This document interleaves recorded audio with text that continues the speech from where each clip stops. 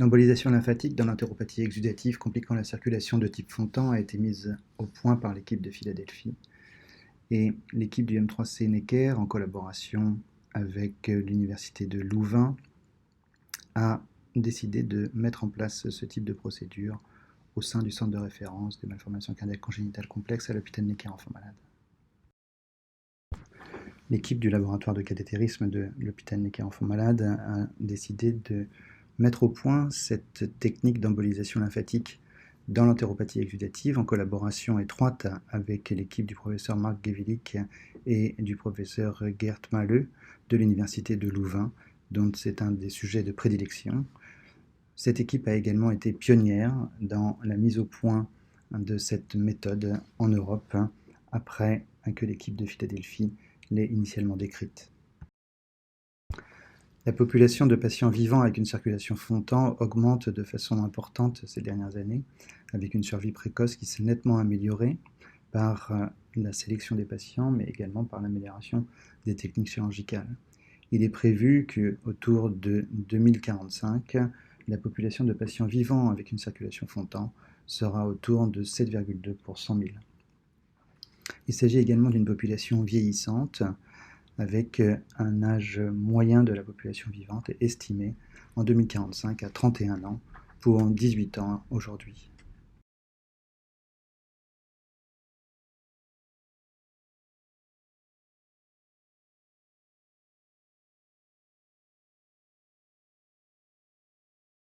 Comme vous pouvez le voir sur ces courbes actuarielles, la mortalité des patients ayant une circulation Fontan s'est considérablement améliorée avec une survie à l'âge adulte qui est maintenant très importante dans la plupart des montages et des types de ventricules uniques à l'exception de l'hypoplasie du cœur gauche.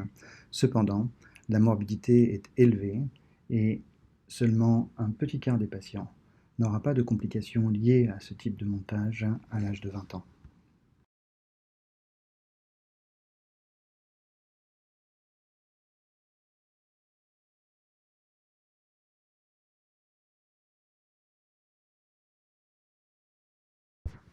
La physiologie comparée d'une circulation normale et d'une circulation Fontan permet de montrer les conséquences de cette circulation non pulsatile sur les pressions veineuses et par conséquent sur la circulation lymphatique, en particulier digestive, mais également intrathoracique, responsable de l'entéropathie exudative, mais aussi de la formation de moules bronchiques.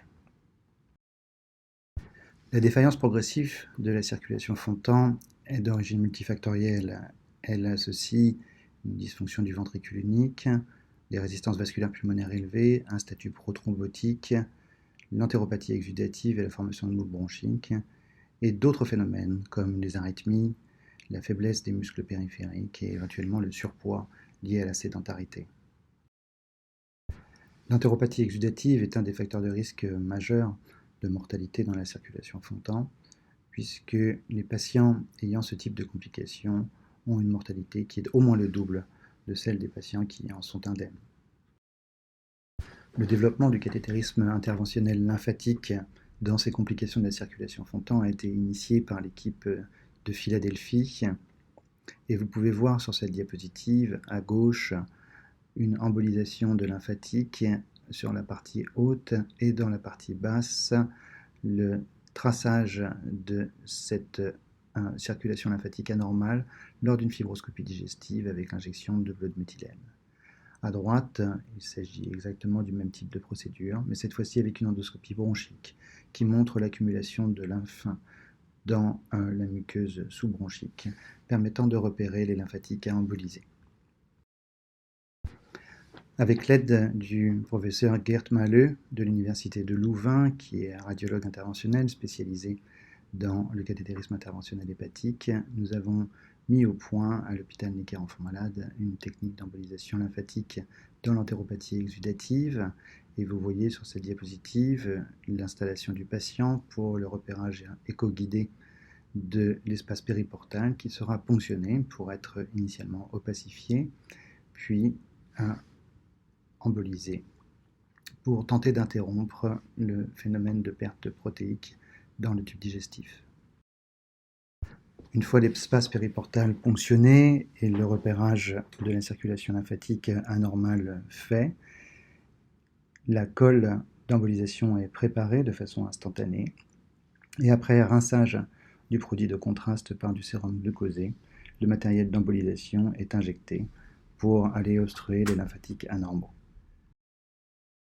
Vous voyez sur cette angiographie l'injection dans l'espace périportal, puis le fouillis de lymphatique qui se dirige vers le duodénum.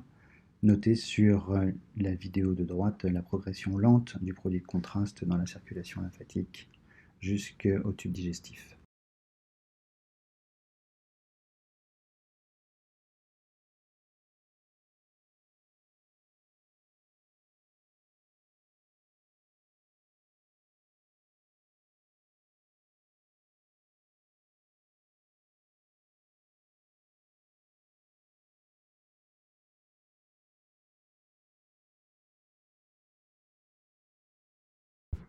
Sur ce second exemple, vous voyez à gauche la progression du produit de contraste dans les lymphatiques anormaux vers le duodénum.